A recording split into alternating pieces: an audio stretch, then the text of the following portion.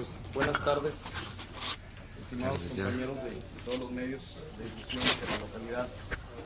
A nombre del comité organizador de los eventos culturales para la celebración, la conmemoración del 11º aniversario de la fundación de nuestra máxima casa de estudios, oficialmente tengo el gusto de presentarles a nuestro invitado de este día, el señor Ricardo Rocha. Muchas gracias, señor licenciado.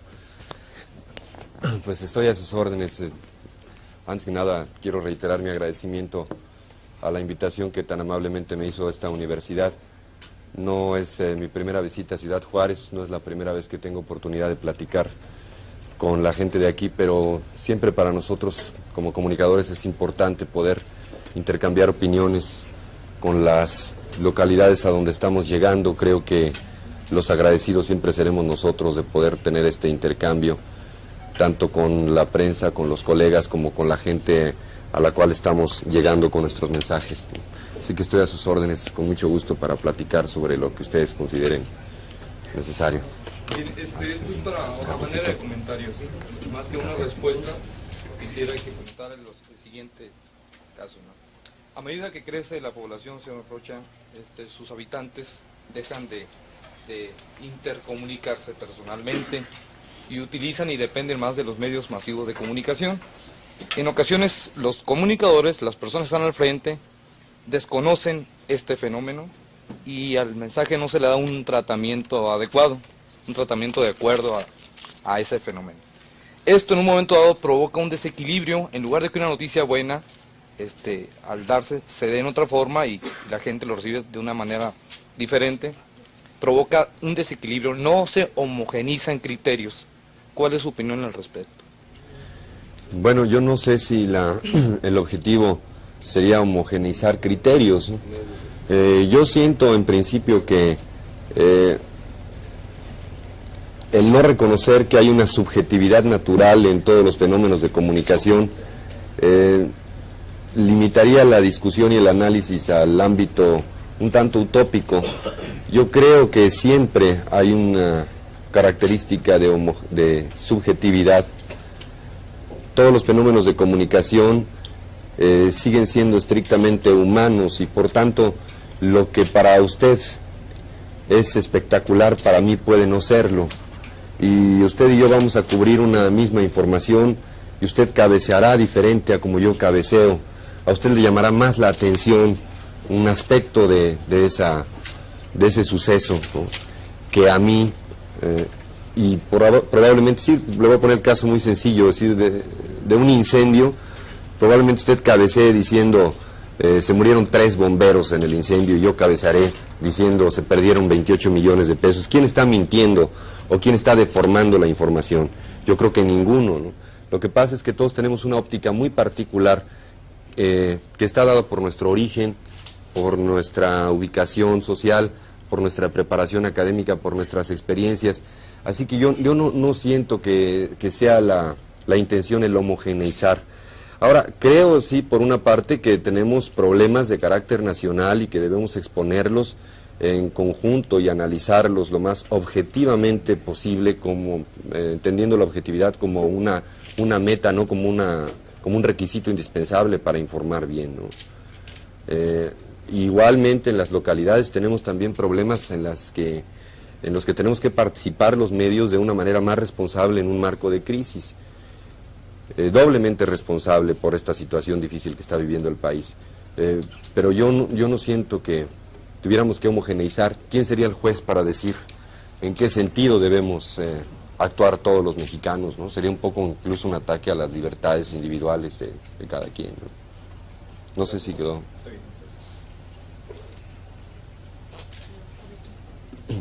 La deuda externa, los préstamos constantes de millones de dólares a nuestro país.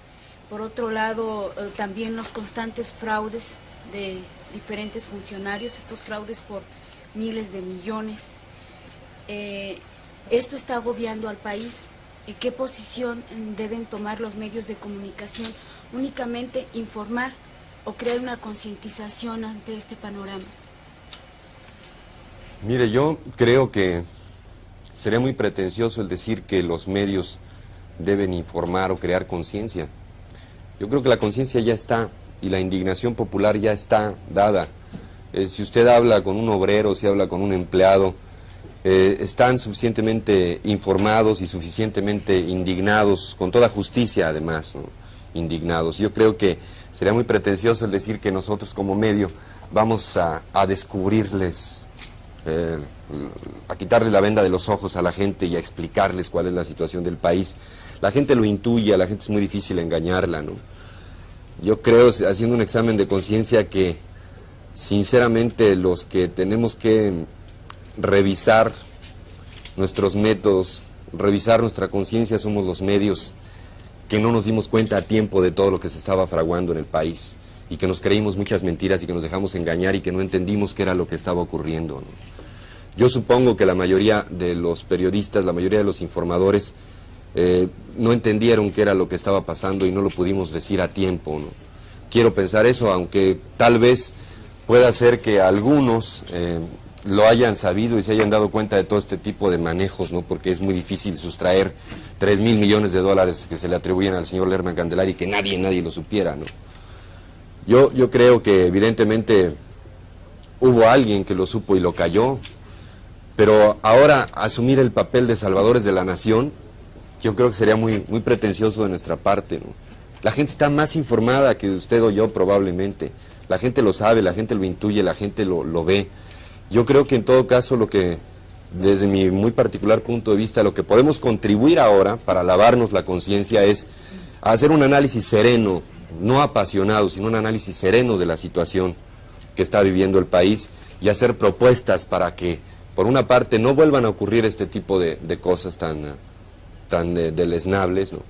Y por otra parte, ver qué es lo que vamos a hacer y qué es lo que podemos hacer en el futuro para caminar juntos y honestamente, ¿no?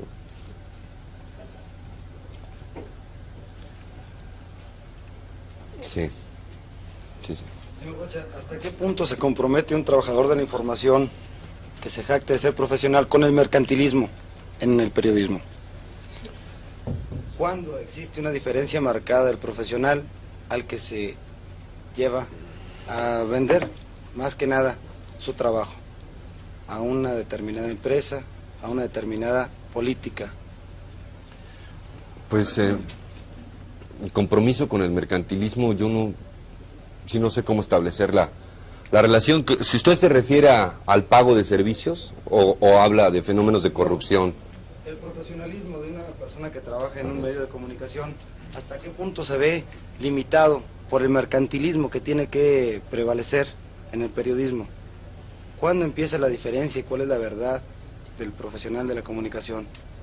Bueno, yo creo que aquí hay dos factores muy elementales. Por una parte, la responsabilidad profesional de quien se compromete a trabajar para una empresa, porque no somos entes aislados, ¿verdad? En ese sentido no nos debe asustar la palabra mercantilismo o comercio, ¿no? Decía incluso un filósofo que todo en la vida es comercio. Dice, hasta cuando uno conquista una muchacha, uno está proponiendo una venta y dice, yo valgo tanto y cuánto me vas a dar a cambio, ¿no? Creo que no nos deben asustar los términos como mercantil o comercial.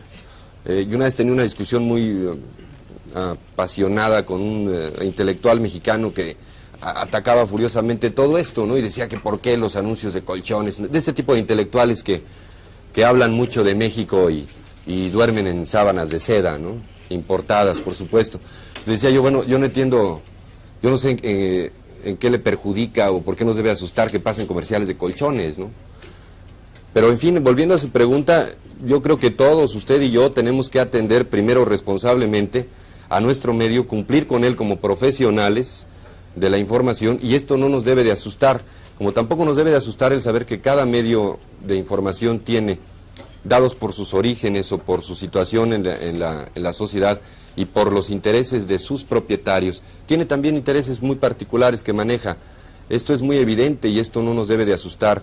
Ahora, en hablando de la responsabilidad individual de nosotros como informadores, yo creo que las limitaciones son nuestra imaginación, nuestra habilidad, nuestra persistencia, nuestra honestidad para poder tratar los asuntos que nosotros queremos, ¿no? En muchas ocasiones creo que los periodistas adoptamos una actitud un tanto comodina, porque nos quejamos de la censura y nos quejamos de los intereses de nuestros medios. Si usted pone un periódico, usted va a manejar una línea también, y le va a exigir a su gente ciertos requisitos de honestidad o va a tratar de, no sé, de seguir una línea ideológica o de tener una apertura ideológica. En fin, usted marcará pautas y no va a permitir, porque caeríamos en el libertinaje, que cada quien se maneje como un periodiquito dentro de un periódico. Entonces, creo que esto no nos debe de asustar, ¿no? Pero los límites son esos, son nuestra imaginación, lo que nosotros podamos poner de interés y de empeño, en lugar de quejarnos de fenómenos de censura. Yo creo que más que de censura hay fenómenos de autocensura, ¿no?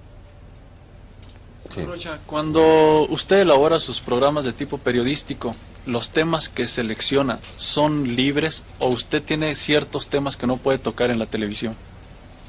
No, mire, sí hemos tenido problemas con algunos, pero son casos realmente aislados. No hemos tenido hasta ahora limitaciones en cuanto a lo que vamos a poner. Se refiere usted al Estado, ¿no? Como ejerciendo un derecho. Sí, no hemos tenido necesidad nunca de decir o de consultar qué es lo que vamos a poner. Sí, en un par de ocasiones hemos tenido problemas con lo que ya pusimos, con lo que ya salió, como el caso de la señora Hollander, que nos pusieron una multa después porque estábamos atentando contra la moral y las buenas costumbres. Yo creo que pues nosotros ejercimos nuestro derecho de creer que no era esa la intención, pero el Estado también está ejerciendo su derecho de creer que sí era esa la intención y de que nosotros estábamos contraviniendo un artículo. Entonces creo que con estricta justicia, ¿verdad?, con apego a sus normas de justicia, pues nos impusieron una multa y la pagamos. Nos dolió mucho porque Televisa la paga, pero también la pagamos individualmente. Es una multa doble, ¿no?, que una parte la paga la empresa y otra parte el individuo. Hemos tenido ya esos casos de llamados de atención, pero cuando ya han ocurrido las cosas. Y yo creo que defender a ultranza la libertad implica ciertos riesgos de caer también en el libertinaje. Yo creo que el ejercicio de la libertad siempre tiene que estar limitado por los ámbitos de los demás, ¿no? Si yo no puedo ejercer mi libertad hasta el grado de afectar los intereses de la persona que está a mi lado, ¿no? Y el Estado tiene que cuidar esto, y el Estado tiene que decidir, y está en su derecho de decidir cuándo nosotros estamos afectando intereses nacionales. Ahí está la legislación, ¿no? Esto no tiene nada que ver con el famoso, la discusión pasada de moda del derecho a la información, ¿me explico? Yo creo que en el ejercicio o en la posibilidad de decidir entre una estricta vigilancia del Estado antes de informar y lo otro, pues nos tenemos que quedar con el riesgo de libertinaje, ¿no? Aunque ocurran cosas de pronto que al Estado le parezcan molestas, pues creo que debemos correr ese riesgo en nuestra sociedad, ¿no? ¿Por parte de la empresa? Por parte de la empresa sí ha habido muchas llamadas de atención, por supuesto, ¿no? Es lo que le decía yo al colega hace rato, y la empresa también está en su derecho de pensar que uno de pronto le está haciendo mal, ¿no? Y tiene ciertas normas, tiene ciertas líneas, nos pide que los programas vayan en un sentido o en otro, ¿no? Por ejemplo, nos han pedido que un programa sea más espectacular y que el otro programa sea más serio y que no tratemos ciertos temas, de darle una personalidad más definida a cada uno de los programas. Esto sí es cierto, y regaños también los hay, pues es evidente que de pronto nos equivocamos, ¿no?, a juicio de la empresa. ¿Usted cree en la libertad de expresión en México? Sí, yo creo que sí. Yo hasta ahora no he tenido más que un solo caso donde las autoridades nos pidieron, no nos prohibieron, sino nos pidieron que fuéramos particularmente cuidadosos con la información. Fue cuando, creo que fue en el 81, cuando coincidieron dos secuestros, bueno, el supuesto secuestro de Figueroa, que estaba transcurriendo desde hace unas semanas, con el secuestro del señor Zuno, el suegro del presidente. Fue una semana de coincidencia de ambos. Y había un clima de intranquilidad en toda la Ciudad de México, y estallaban bombas y cosas de este tipo, y teníamos llamadas anónimas, amenazas de toda suerte. Y fue la única ocasión en que yo vi presencia de agentes, pero más bien para pues detectar este tipo de llamadas y ver qué es lo que estaba pasando, para investigar y para revisar si eran ciertas las amenazas de bombas ahí en los estudios, ¿no? Y tuvimos una reunión entonces y con las autoridades de gobernación. Fue la única vez que yo he sido reconvenido desde antes, pero no para prohibirme, sino para pedirme que fuéramos especialmente cuidadosos. Yo creo que sí existe la libertad de expresión en la medida que nosotros podamos luchar por ejercerla todos los días. Lo que ocurre a veces es que nos quejamos de pronto de que no pudimos decir algo, ¿no? Pero insisto, debemos atender también a la responsabilidad que tiene nuestro medio y a la responsabilidad que también tiene el Estado.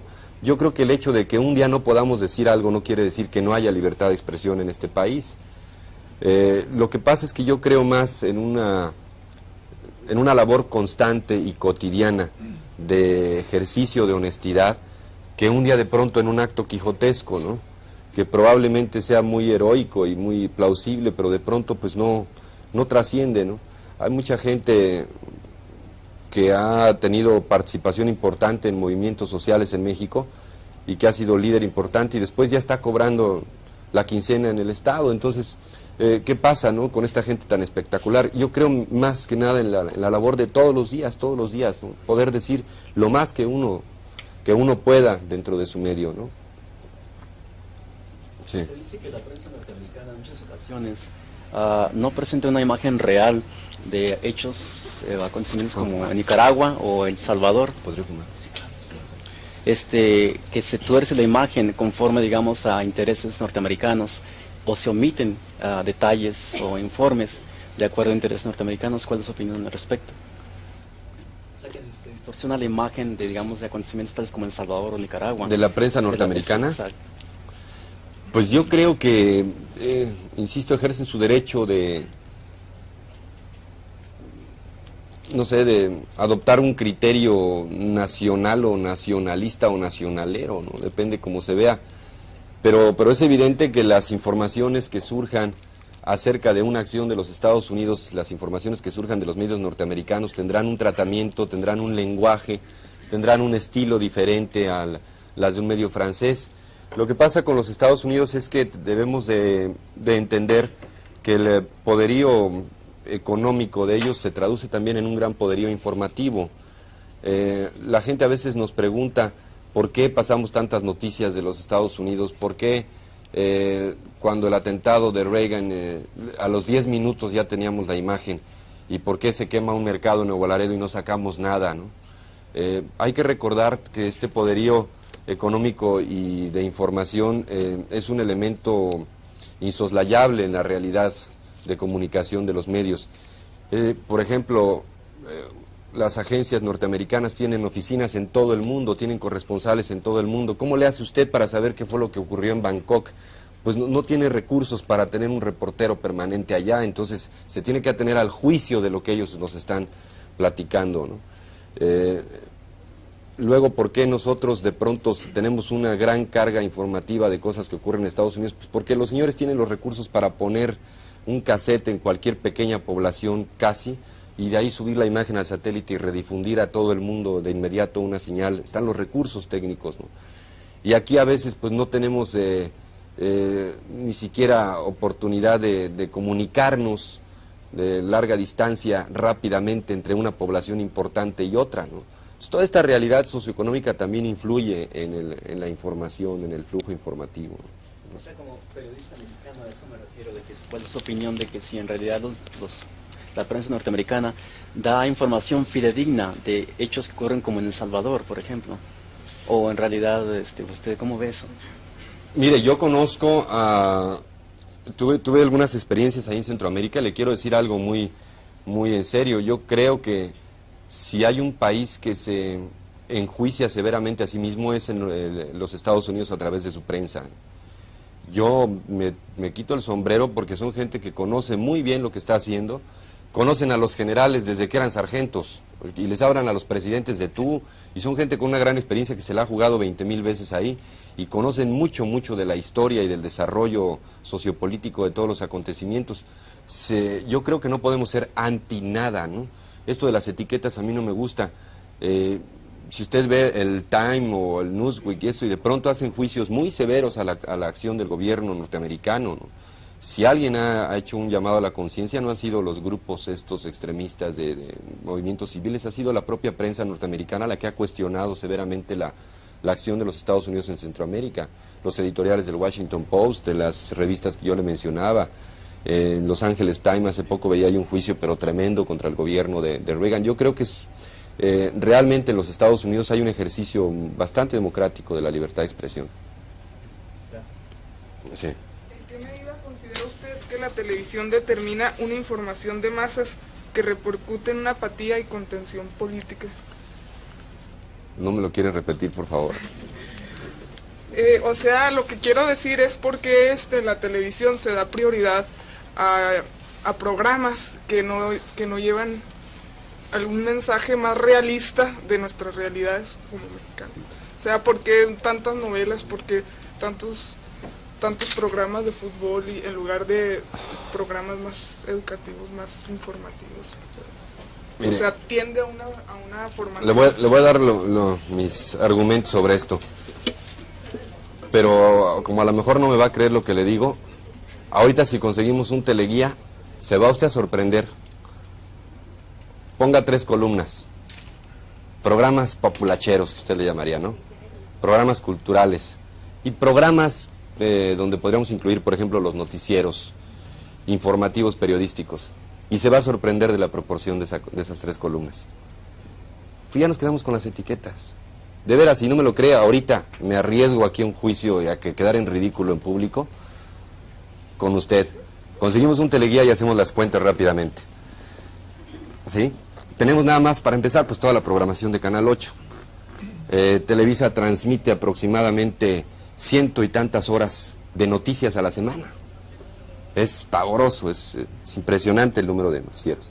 Programas periodísticos, programas que no podríamos calificar de ningún modo de populacheros. Lo que pasa es que ya se nos quedó la etiqueta de que ¿por qué tantas telenovelas? Pues porque nos gustan las telenovelas y su mamá también leía novelas rosas. Lo que pasa es que ahora están en la televisión. Antes ella era el Pepín y el Chamaco, ustedes se acordarán de esas revistas, ¿no? Esto siempre ha existido. Lo que ocurre a veces con la televisión es que creemos que atiende a un mundo que nació junto con ella y no es cierto, ¿no? Los fenómenos se van repitiendo como olas, ¿no? ¿Por qué tantos programas deportivos? Pues yo no sé si el deporte desde su punto de vista sea malo, ¿no? Exactamente lo que hace referencia usted, programas repetitivos, pero que no son los principalmente latinoamericanos.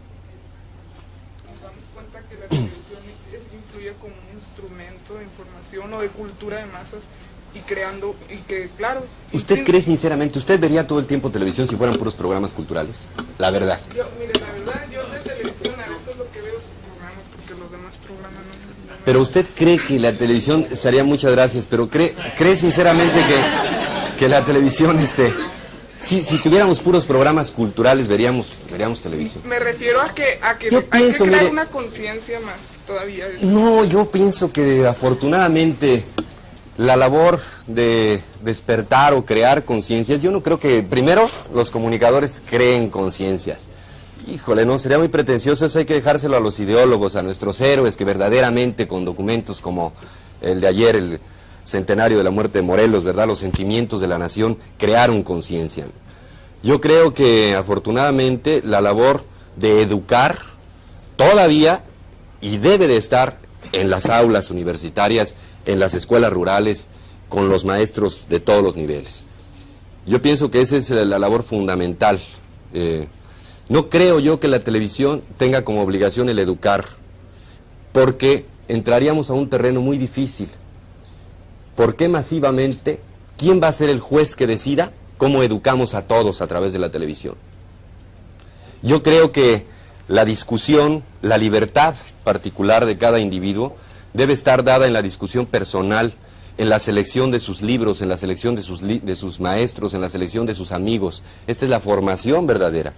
Luego, por otra parte, parece ser que hay una función que es continuamente vilipendiada sobre la televisión y que es realmente una función importante, el entretenimiento.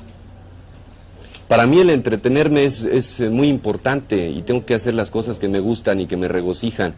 Yo no creo que hayamos venido al mundo nada más para ilustrarnos y estudiar todo el tiempo, ¿no? Yo creo que venimos también para divertirnos, para entretenernos, para ser felices.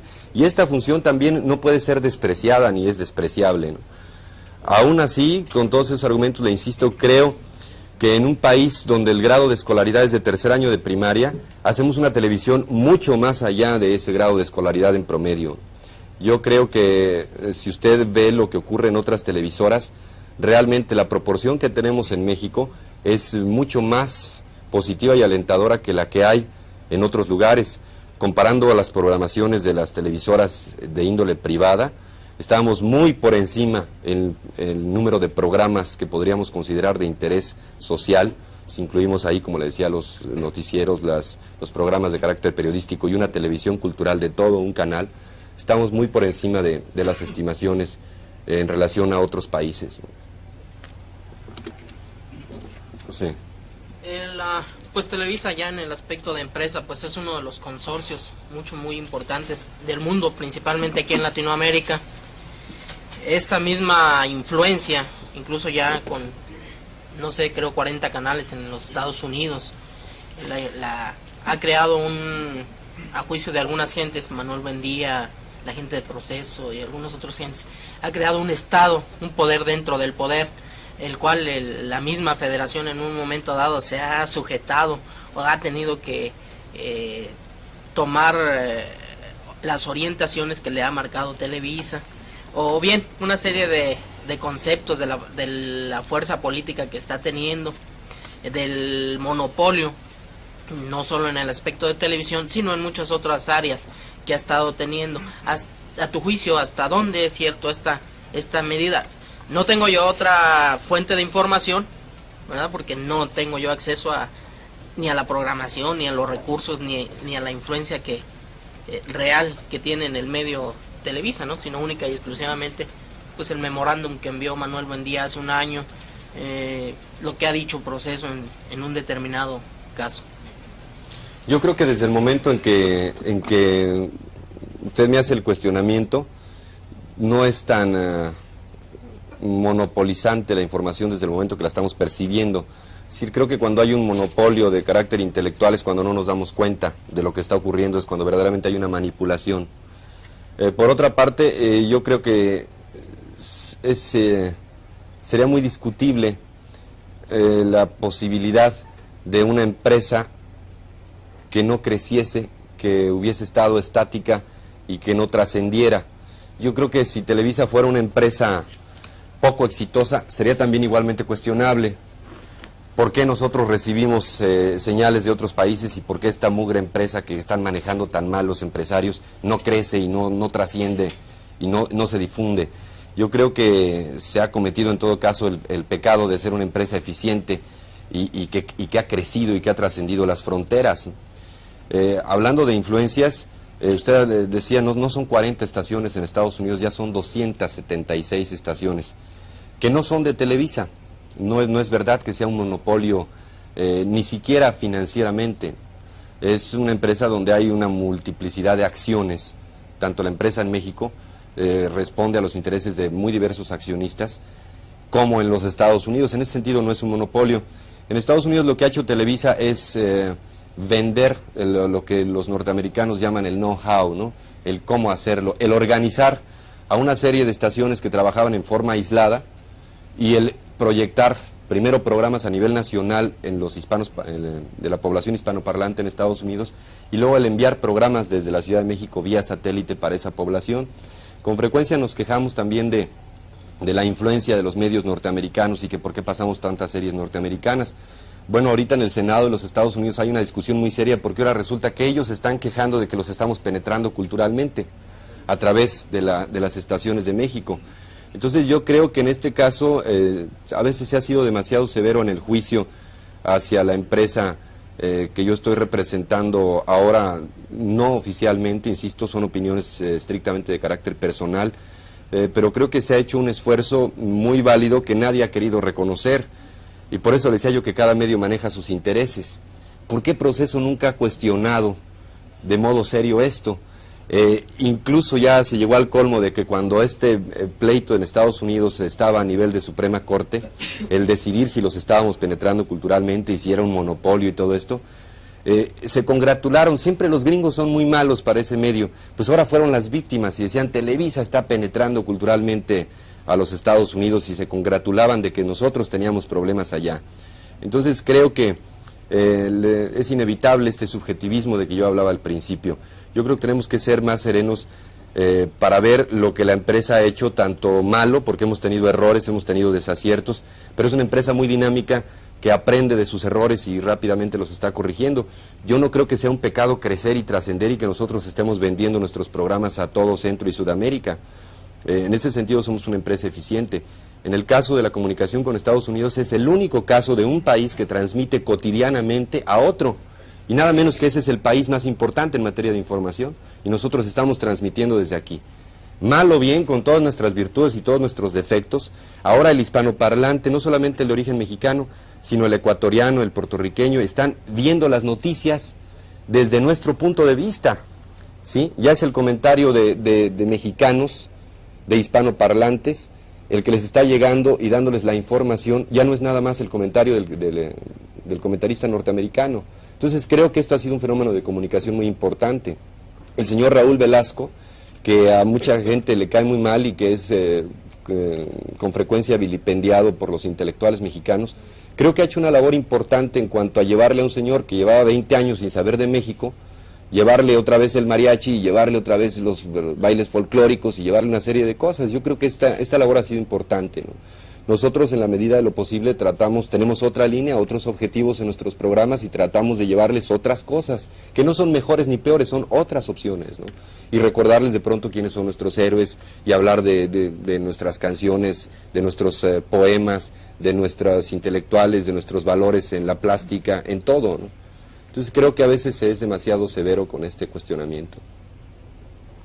O poco objetivo, ¿no? O demasiado subjetivo. Señor Rocha, ¿llegaríamos a un socialismo en nuestro país?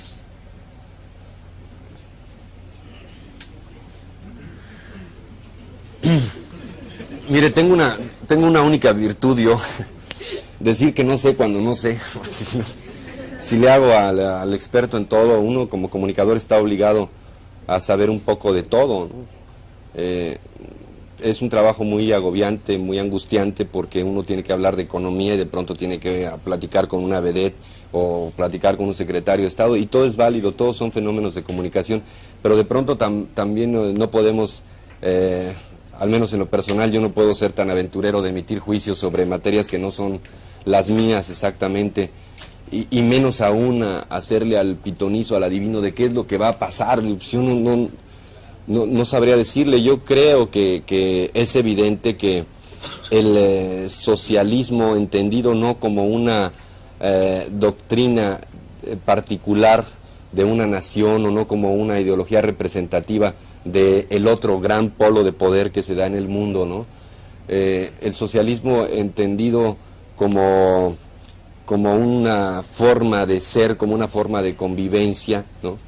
Sea en el término más claro, más esencial, es evidente que en todos los países cada vez hay mayores manifestaciones de carácter socializante, ¿no? Tenemos aquí el Instituto Mexicano del Seguro Social, ¿no? Tenemos cada vez más participación en el mundo de partidos socialdemócratas. Estamos tendiendo en los Estados Unidos mismos, están tendiendo cada vez más a fenómenos de carácter social. Ahora ya hay una televisión que es Public Television Service, ¿no? Es televisión social también.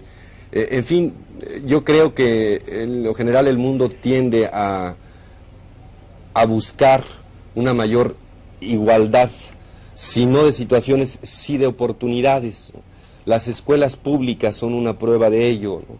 El darle la misma oportunidad a toda la gente, pero sería una discusión ideológica muy larga la que podríamos tener acerca de qué es lo que pueda pasar en un país como el nuestro, ¿no? Hay algunos comunicólogos, señor Rocha, que sostienen que ahora en la actualidad el político no es producto de una base social, ¿verdad?, que lo impulsa y que lo lanza al estrellato político, sino que ahora el político es producto de toda una imagen corporativa generada por la más media, que en este caso pues sería la televisión, ¿verdad? Incluso Abraham Moles lo toca en algunos momentos el hecho. No sé qué opina usted al respecto, ¿verdad? tocando el tema que comentaba aquí el compañero sobre el socialismo y sobre la política en general, ¿no? Y la participación de los medios masivos. Mire, yo le tengo mucho miedo a Malls y a McLuhan y todos ellos porque que yo sepa jamás ejercieron el periodismo, jamás tomaron una máquina de escribir, jamás se metieron a una sala de edición. Es decir, la comunicación es una materia tan dúctil que es muy fácil objeto de especulaciones de carácter intelectual, ¿no? Yo afortunadamente, para mi gusto, no soy comunicólogo. Me hubiera gustado estudiar esto para ver estas ideas de carácter un tanto filosófico, si eran aplicables o no, qué tanto me pueden ayudar para mi ejercicio en la práctica profesional. Sin embargo, yo no creo en que debamos tomar como verdades de Aquilo las opiniones de los comunicólogos, en tanto que están atendiendo a consideraciones de carácter muy filosófico, le decía yo, y además a realidades distintas. Yo no veo por qué nos deba preocupar lo que pensaba Malls, que nunca conoció el metro de la Ciudad de México, que nunca supo quién era Raúl Velasco, que nunca supo cómo se manejaba el PRI, que nunca supo quién era Cuauhtémoc y dónde quedaban las pirámides de Teotihuacán. Es decir, no se pueden extrapolar de pronto ideologías ni en lo político ni en materia de comunicación y decir esto de aquí es aplicable acá, ¿no? Es decir, el cuestionamiento no es válido desde mi punto de vista. En lo que usted decía de la política, creo que por desgracia en este país también nos quejamos demasiado y hacemos poco en materia de política, ¿no? Yo creo que nadie tiene derecho a dejar de ejercitar todas las posibilidades que le otorga la Constitución y a quejarse de que unos cuantos nos están dominando. Pues luego nosotros qué, y que no podemos ingresar a un partido, no podemos organizar un movimiento en la escuela de nuestros hijos para pedir o exigir algo, no nos podemos organizar en una cooperativa de consumo para proponer o exigir mejores precios en los artículos. Somos poco participativos realmente en México, pero somos muy buenos para la charla de café y para decir que el PRI y que el gobierno y que quiénes son los que están ahí, porque no nos están representando y no surgen de la masa. Yo creo que en la medida que la masa está inerte, tiene menos razón de queja de lo que están haciendo los supuestos manejadores de los hilos de esa masa, ¿no?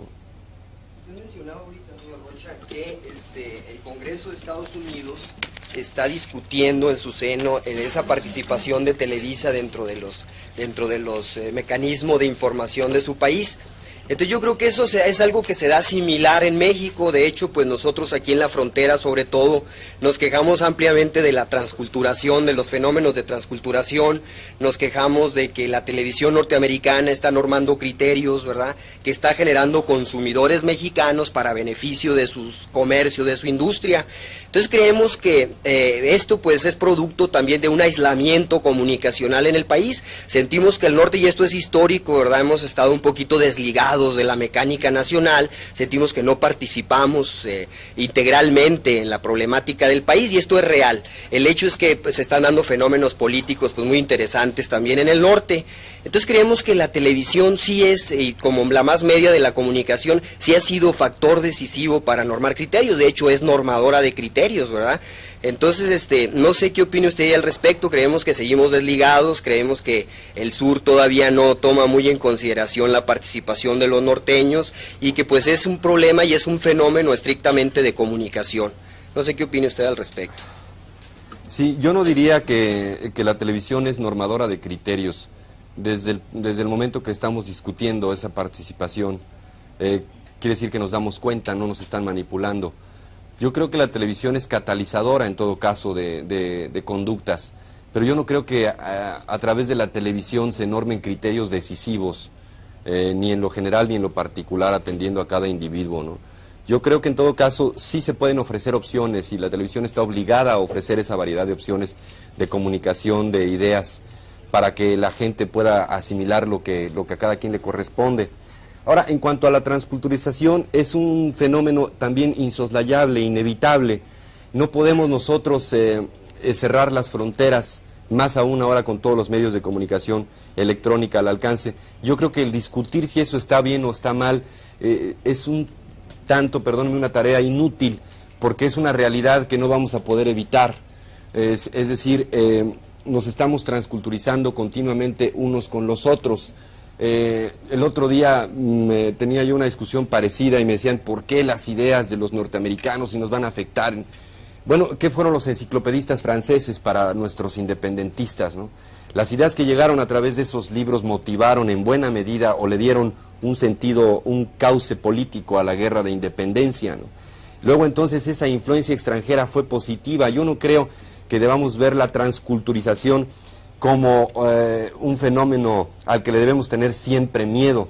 Hay que ver qué es lo que nos está llegando.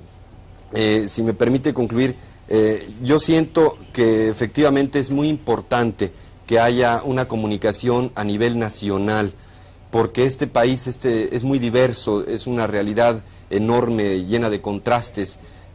¿Cómo es el hombre de Ciudad Juárez? ¿Qué tanto se parece al señor que vive en un rancho en Jalisco?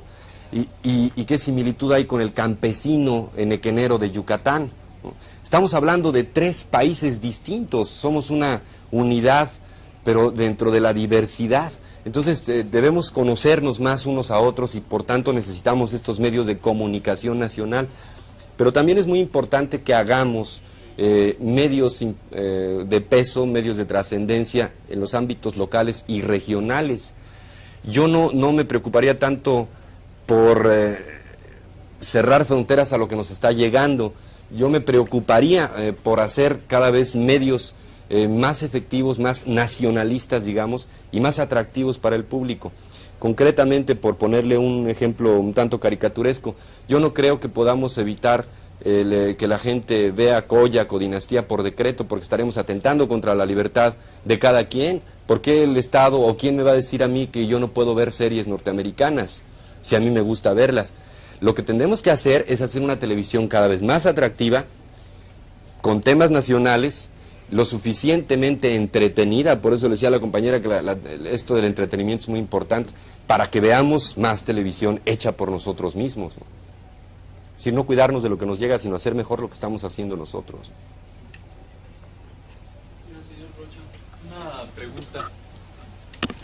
En los programas sobre todo en los que tiene usted como conductor en vivo, en donde son varias facetas, nosotros sentimos que aquí en la frontera se nos presentan algunos aspectos básicamente de un punto de vista. Ejemplo concretos es que sí hay diversidad de artistas que se presentan ahí, pero son esos artistas que cotidianamente nosotros vemos. Sin embargo, algunas actividades como las que realiza el INBA y principalmente con algunos artistas extranjeros, como digamos el caso de la trova cubana o de las orquestas Aragón de Cuba, no tenemos la oportunidad de verlo en el Canal 2. Esto quiere decir, y sin embargo tenemos la oportunidad de ver algunos artistas que viven en Miami. ¿Esto a qué se debe? Pues, ¿cómo será usted malo no ver los programas? Si alguien ha pasado Milanés y todos los compositores de la Nueva Trova somos nosotros, a través de los cantantes y todo. Lo que pasa es que a veces no hemos tenido problemas de índole sindical, por ejemplo.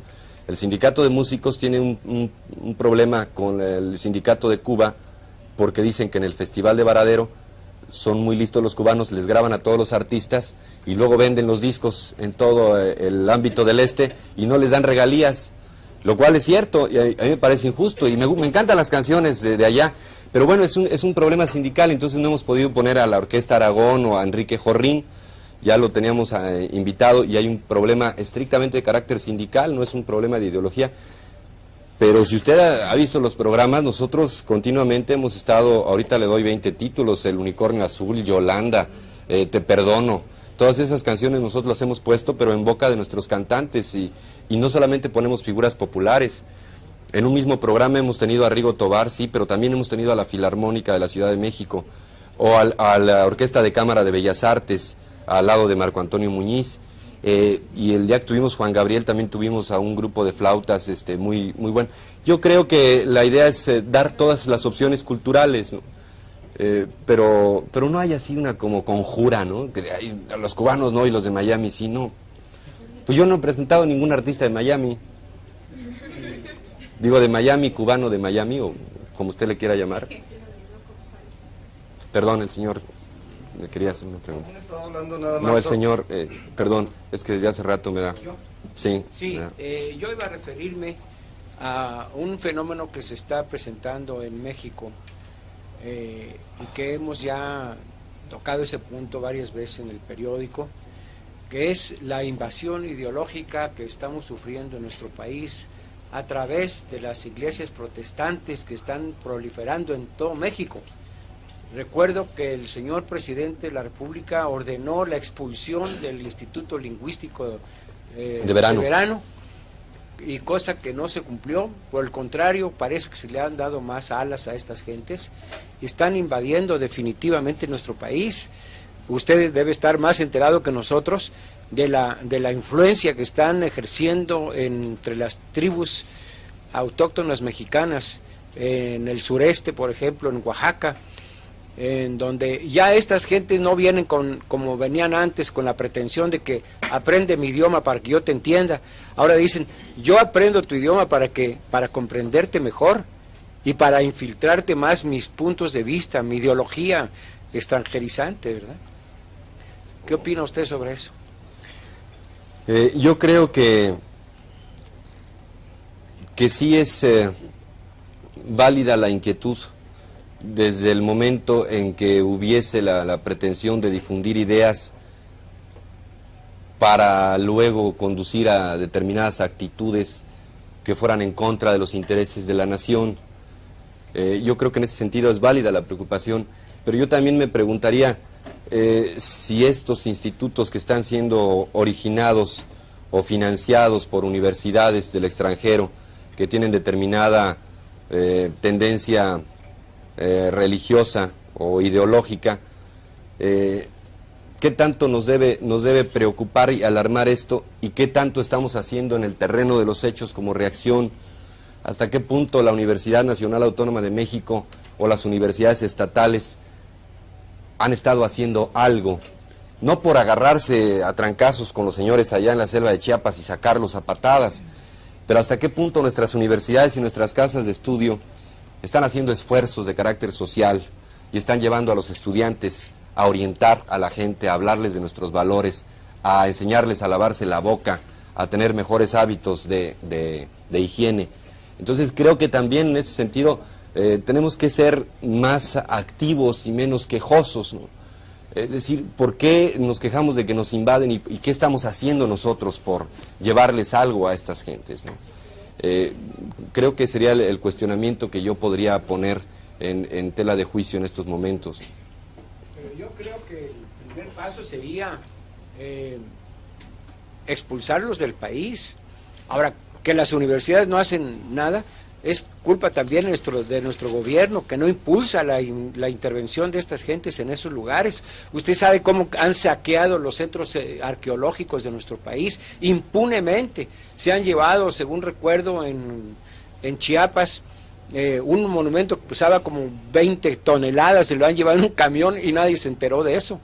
Y así por el estilo, ¿no? Entonces, nosotros como comunicadores, hacemos notar ese problema, ¿no?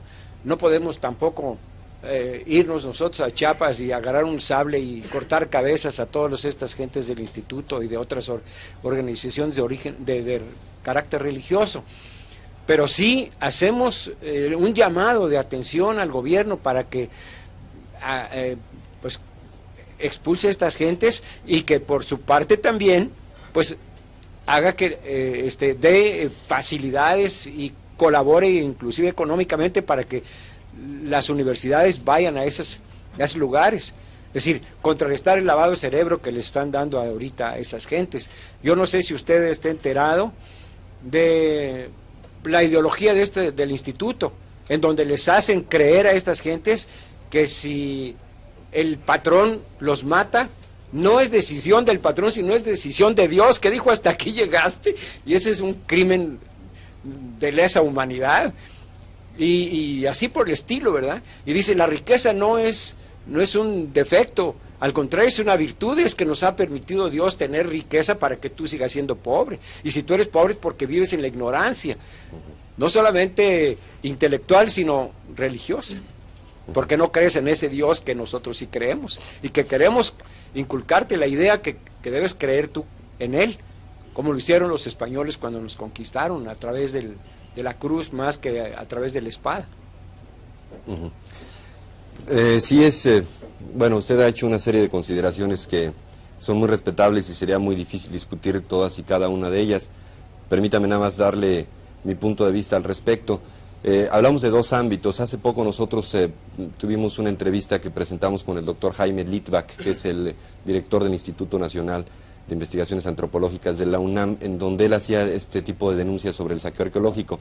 Yo creo que ahí estamos hablando ya de un ámbito de delincuencia que sí el gobierno, que somos todos, porque debiéramos de participar, y regreso a lo que me planteaban hace rato, debiéramos de participar más todos en el gobierno activamente, pero vamos, el gobierno entendido como el órgano ejecutivo, debiera de atender y debiera de castigar y vigilar con más firmeza nuestras inmensas zonas arqueológicas, que están en número de 8,000 de las conocidas en todo el país, y donde yo le preguntaba a este señor, ¿cuántas habrá? Pues me dice, las que usted quiera. Hemos descubierto 8,000, pero puede haber 50,000 zonas arqueológicas, ¿no? Probablemente. Creo que en el ámbito del delito sí se debe castigar. Ahora, el regreso a lo anterior, yo siento que no es tanto una cuestión de recursos económicos y que el Estado, como usted lo planteaba, tuviera que dar a las universidades el apoyo de dinero. Yo creo que es una cuestión de convicciones personales, y así como ellos son fanáticos de sus creencias, nosotros tendríamos que ser un poco más fanáticos de las nuestras y defenderlas. Esta es gente que no va con los sueldos de miles de dólares y no va en un camping a todo lujo a meterse hasta la selva, porque no llegarían. Son gente que va y hace un trabajo verdaderamente de sacrificio humano, que esto es inevitable y hay que reconocerlo haciendo un análisis sereno de la situación. Y que va, yo no estoy de acuerdo, por supuesto, con sus ideas, ¿me entiende? Me estoy explicando. Lo que pasa es que estoy diciendo que si esta gente actúa con un fanatismo religioso y va y se atiene a las condiciones que son generalmente adversas y se pasa meses y años porque están defendiendo una forma de ser y de pensar, que es negativa, por supuesto que sí lo es. Pero nosotros también podemos hacer algo, y no sería, yo no creo que sea cuestión tanto de dinero como de convicciones, no creo que tuviéramos que pagar los grandes sueldos o dedicar los grandes recursos para hacer esto. Lo que pasa es que nos falta, yo creo, un poco de decisión. Yo creo que las escuelas, los estudiantes, así como hacen excursiones al Popocatépetl, pues podrían hacer excursiones a la selva chiapaneca y hacer algo más. ¿Canoas, por ejemplo? A Canoas, claro, el caso de Canoas marcó un momento histórico muy importante en el país. Usted se está refiriendo a la represión de que fue objeto un grupo de universitarios, y a los crímenes y a la muerte y al fanatismo religioso. Esto es parte de nuestra realidad nacional, y yo no creo que porque ocurrió una vez deba de ocurrir siempre, y porque ocurrió una vez nos deba espantar siempre, ¿no? Sería tanto como que al primer brote de violencia y con el primer independentista muerto, pues ya se hubiera evitado todo lo demás. Creo que no podemos ser tan apasionadamente extremistas en este punto. Usted se está pronunciando en contra de algo que es muy respetable, y que es el fanatismo religioso y la inculcación de ciertas ideas que van en contra del propio individuo, y estoy totalmente de acuerdo con usted, pero tampoco podemos usar los argumentos de siempre. Yo creo que tenemos que buscar, más que recordar momentos difíciles, tenemos que buscar nuevas opciones, ¿no? Y buscar nuevas posibilidades. ¿Quién sería el indicado para hacerlo? Digo, nosotros estamos a 2,000 kilómetros de distancia del centralista gobierno mexicano. Ellos están más lejos todavía. Ellos hacen el viaje más largo, porque ellos vienen desde Estados Unidos y lo hacen, ¿no? Por eso, pero el gobierno no hace nada, entonces, ¿quién es el que lo debe hacer? Pues no sé, yo creo que la acción social es muy válida y lo podríamos organizar todos, no sé. Se puede crear un patronato, se puede buscar una movilización social. Los medios cumplimos con informar y con decir qué es lo que está pasando, pero creo que la movilización social se puede dar desde un partido político, desde una universidad, desde una agrupación civil, desde los gobiernos. Yo no estoy quitándole responsabilidades al gobierno. Lo que pasa es que creo que con frecuencia entendemos el gobierno como como un pater del cual va a depender todo, ¿no? Y yo creo que el gobierno lo conformamos todos, precisamente nuestra posibilidad de disentimiento, nuestra posibilidad de denuncia, nuestra posibilidad de polémica con el Estado, nos da también, nos impone una serie de obligaciones sociales con los demás, es decir, con el resto de los mexicanos, ¿no? No podemos nada más exigir y sin hacer nada, ¿no?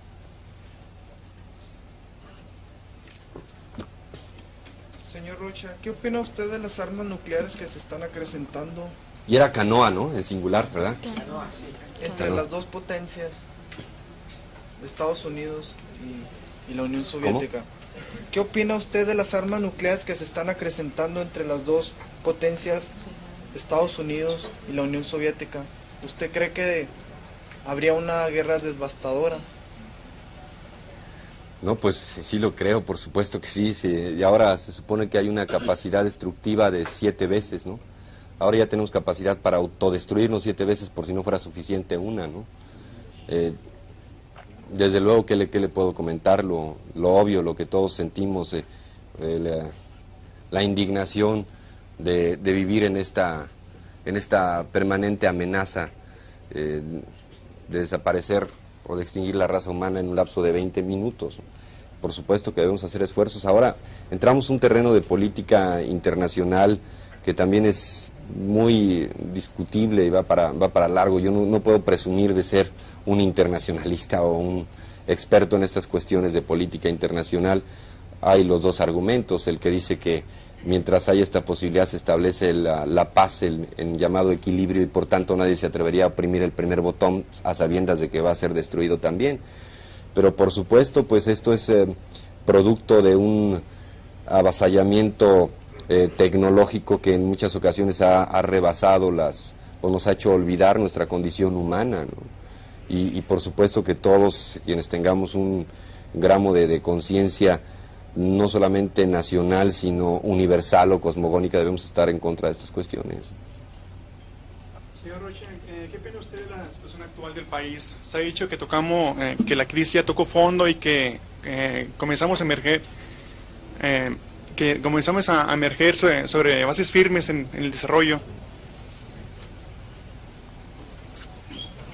Sí, pues no soy economista tampoco, pero no puedo rehuir las preguntas. Yo siento que efectivamente el país está en posibilidades ahora de tratar de establecer una serie de instrumentos de carácter económico que puedan coadyuvar a que las cosas mejoren en los próximos años. Nos pasaron cosas muy desagradables de las cuales somos responsables todos, como yo decía hace rato, unos por no darnos cuenta, otros por no querer, otros por hacernos de la vista gorda, otros por no tener la habilidad ni la inteligencia para percibirnos de lo que estaba ocurriendo. Las medidas han sido más que dolorosas, no para nosotros quienes estamos aquí, que somos un grupo de privilegiados mexicanos que tenemos oportunidad de estar en una universidad, sino para la gente de condición más difícil, sobre la cual parece ser que la matemática sociopolítica económica siempre se ensaña, ¿no? Que son las clases más necesitadas. Ellos son los que han cargado con el mayor peso de la crisis. Sin embargo, siento que si la intención es acabar de una vez por todas, la operación siempre será dolorosa, siempre extirpar un cáncer es difícil y es un proceso hasta, sí, no solamente doloroso, sino sangriento en algún sentido. Sin embargo, yo quiero tener fe en este país. Yo creo que también aquí se presenta una paradoja importante. Creo que hoy como nunca todos nosotros tenemos el derecho de quejarnos, el derecho de disentir, el derecho de protestar contra algo de lo que aunque todos somos responsables, algo que también es muy imputable a determinadas gentes que cometieron, como decía el colega, crímenes de lesa humanidad al robarse todas esas cantidades y al defraudar a la nación como lo hicieron, porque no defraudaron miles de millones como ni usted ni yo los hemos no tenido, sino ni siquiera visto, no nos imaginamos cuánto puede hacer en montones de billetes eso, pero yo sí lo podría traducir en escuelas, en hospitales. Para mí se robaron eso, sí, se robaron no dinero, se robaron la salud de la gente, se robaron el bienestar, se robaron la nutrición de la gente. Entonces, en ese sentido creo que todos tenemos razón en estar indignados. Pero también, paradójicamente, ahora más que nunca, en este país se necesita la solidaridad nacional. Entonces, yo creo que ya el terreno de la queja de café debe ser rebasado. O una de dos, o nos vamos a la acción política, ¿verdad? Y nos vamos a la protesta en las calles, o nos empezamos a tener de una vez por todas confianza unos con los otros, ¿no? Ahora hay un gobierno que nos está pidiendo solidaridad, o le creemos o no, pero ya dejemos de estar a medias tintas o a medios chiles, como decimos los mexicanos, ¿no? Si no, no podemos ya seguir en esta situación de crítica inerte, ¿no? O le entramos todos y el estudiante trabaja más, estudia más y el trabajador trabaja más y el ejecutivo es más responsable y el funcionario abandona la corrupción y empezamos todos a creernos un poco unos en los otros o no vamos a salir nunca, ¿no?